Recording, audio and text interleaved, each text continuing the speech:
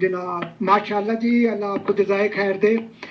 میں نے دونوں کو بلاک سنے ہیں، بہت سارے کوشچن کا جواب ملا، لیکن ایک کوشچن ابھی بھی ہے جس کا جواب نہیں ملا کہ آدمی کی سطر کھلی ہو، کیا اس کو کوئی کسی قسم کا ذکر کر سکتا یا نہیں کر سکتا؟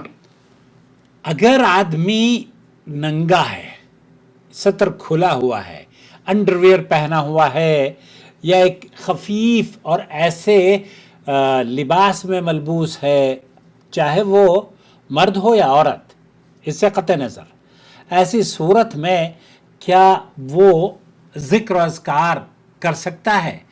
بالکل یہی سوال پوچھا جا رہا ہے شیخ ڈاکٹر سعد الخسلان سے. ما لا يستر يعني كامل ستر اسمه ایک شخص ہے جو کہ اپنے گھر پہ ہے، ایسی صورت میں ہے کہ اس کا پورا لباس بھی نہیں ہے. كامل العورة، آپ کیا ایسی صورت میں من الركبة بقليل، هذا يؤثر على قراءة هل يؤثر على قراءة؟ اس کو ذکر میں کیا نہیں کرنا چاہیے ذکر و اذکار؟ لا بأس بهذا، لا يشترط بها. قرآن کریم کی تلاوت ہو یا ذکر و اذکار، اللہ رب العالمین کو راضی کرنا اور عبادت کرنا، یہ ذکر و اذکار اور قرآن کریم افضل ذکر ہے. تو ایسی صورت میں قرآن بھی پڑھا جا سکتا ہے اور ذکر و اذکار بھی کیے جا سکتے ہیں، جبکہ آپ نے ایسے کپڑے پہنے ہوئے ہوں خفیف ہوں، یا ایسے کپڑے پہنے ہوئے ہوں جو کہ ناقص ہوں، یا ایسے کپڑے بالکل نہیں پہنے ہوئے ہوں،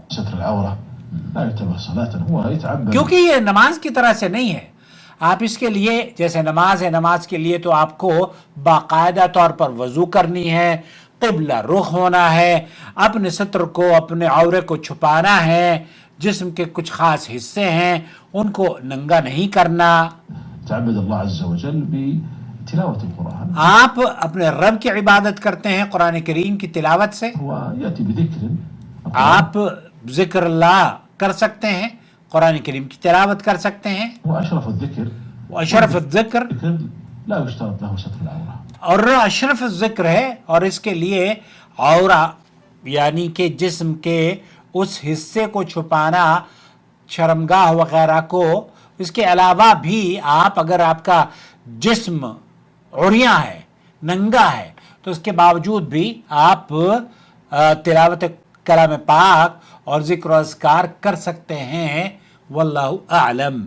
مجھے امید ہے آپ کے اس تیسرے سوال کا بھی جواب مل گیا ہوگا. لیکن سوال جب آپ کرتے ہیں نا، تو سوالوں کے جوابات ہم چینل پر دیتے ہیں، تو چینل سے جڑ جائیے، چینل کو سبسکرائب کر لیجئے، اور اگر آپ کو یہ چینل بہت پسند آ رہا ہو تو اس کو سپورٹ بھی کیجئے، جوائن ممبر بن جائیے.